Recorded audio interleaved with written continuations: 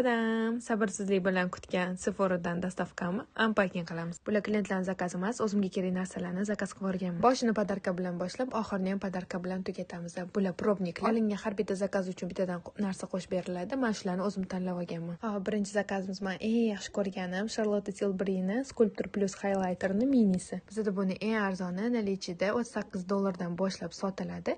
Bu menga kargosi bilan $31 tushdi.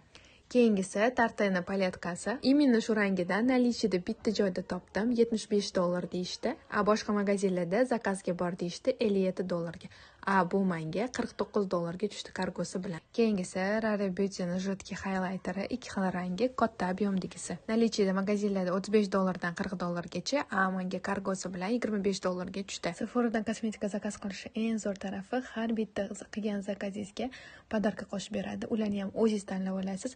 Undan tashqari har bitta narsangizga ball beradi. U ballarni tovarlarga almashtirsangiz bo'ladi. U tovarlarni ham sotsangiz bo'ladi, xohlasangiz o'zingiz ishlatsangiz bo'ladi.